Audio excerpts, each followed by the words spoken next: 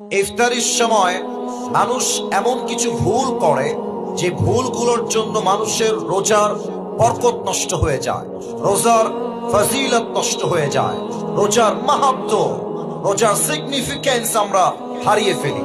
আমি রিসার্চ করে পেয়েছি মানুষ যখন ইফতারি করে 5টা ভুল এমন করে যে ভুলের জন্য মানুষের রোজার ফজিলত, সওয়াব, মাহাত্ম্য, সিগনিফিকেন্স নষ্ট হয়ে যায়। আমরা 5টা শুনবো যাতে করে আমাদের কারো এই ভুল না হয়। রাজি আছেন তো সবাই ইনশাআল্লাহ?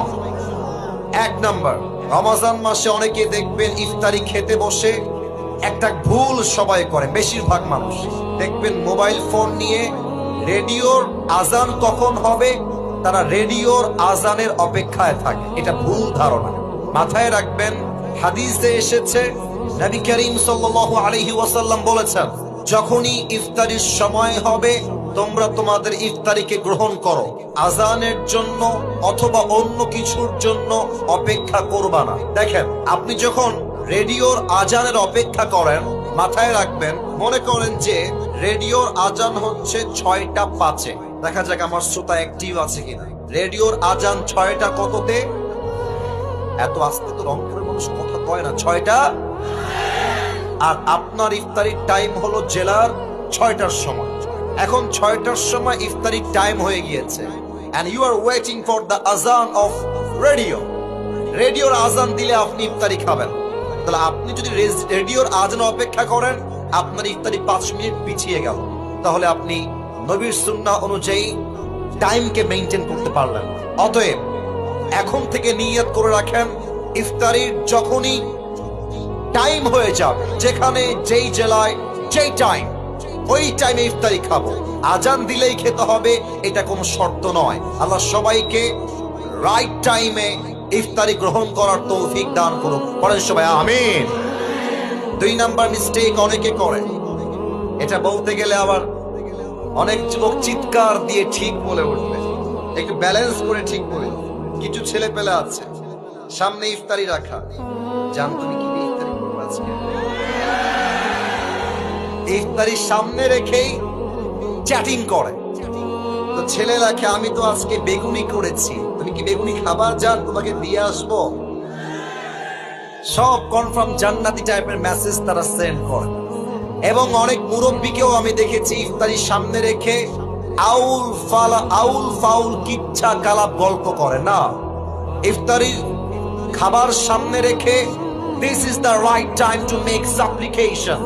আল্লাহর হাবিব বলেছেন, ইফতারি সামনে রেখে যেই বান্দা আল্লাহর কাছে দোয়া করে, আল্লাহ বান্দার দোয়াকে সঙ্গে সঙ্গেই কবুল করে নেয়। সুবহানাল্লাহ পড়ে।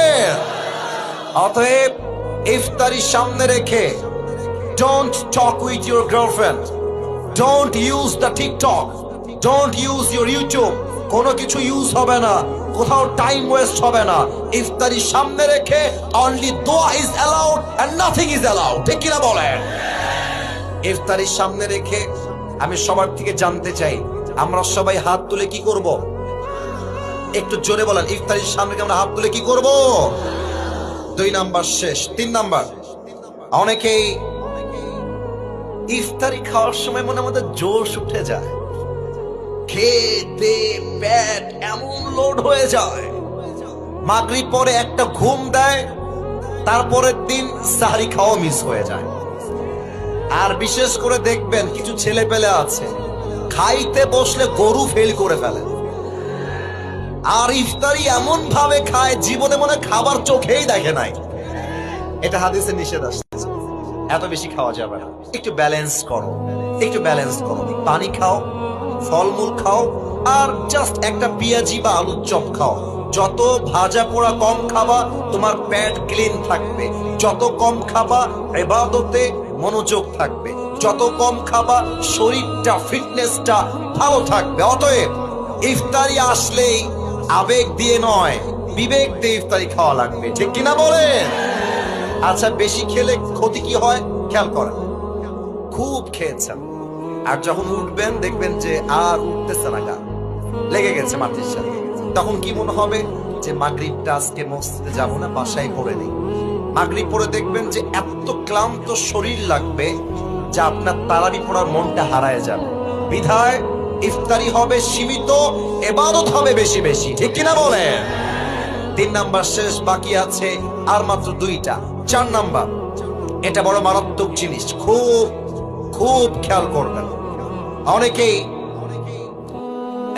এই যে আওয়াজ হবে না, ভলান্টিয়ার্স তোমরা আওয়াজ করলে আমরা যাব কোথায়? আওয়াজ নাই, সবাই একটা তাকবীর দেন, নারায়ে তাকবীর। আচ্ছা, আমার কথা কি বোঝা যায়? আমার কথা বুঝতে বা ভাষা বুঝতে কোনো সমস্যা আপনাদের হচ্ছে না তো? আচ্ছা, 4 নাম্বারটা খুব খেয়াল করবেন। এই মিস্টেকটা আমরা অনেকেই করে থাকি। অনেকেই দেখবেন ইফতারি সামনে রেখে সবার আগে পেঁয়াজি মুখে দেয়, সবার আগে আলুর চপ মুখে দেয়, মানে যার যেটা পছন্দ। অনেকে দেখবেন যে পানি এমনে হাতে নিয়ে এভাবে থাকে, শালা আজান খালি দিকে আছে, খায় সাবার করে ফেলবে একেবারে। আজান দেওয়ার সাথে সাথে পানি এমন খাওয়া খায়, অন্য কোনো কিছু আর খাইতে পারে না। না, এটা নিয়ম না। ইফতারের নিয়ম হচ্ছে, সুন্নাহ নিয়ম হচ্ছে, প্রথম খাবারটাই হবে খেজুর দিয়ে। সুবহানাল্লাহ পড়বেন না আপনারা সবাই? তাহলে আমার সঙ্গে উত্তর দেন, ইফতারির প্রথম খাবার আমরা শুরু করব পেঁয়াজি দিয়ে, আলুর চপ দিয়ে, না খেজুর দিয়ে? 4 নাম্বার, খেজুরটা মিস করবেন না। 5 নাম্বার, অনেকে অপেক্ষা করে রাত কখন হবে, কালো আকাশ কখন হবে। এটা ইহুদদের কাজ ছিল। ইহুদিরা আকাশ কালো না হওয়া পর্যন্ত ইফতারি খেত না, এটা ওদের সিস্টেম। আমাদের সিস্টেম, ইফতারি হয়ে গিয়েছে, কালো আকাশ লাগবে না, মসজিদে আজান লাগবে না, ইফতারির টাইম হয়ে গিয়েছে, আমি সঙ্গে সঙ্গে ইফতারি গ্রহণ করব, ঠিক কিনা বলেন? আল্লাহ সবাইকে এই 5টা বদ আমল থেকে বাঁচার তৌফিক দান করুক। পড়েন সবাই আমিন।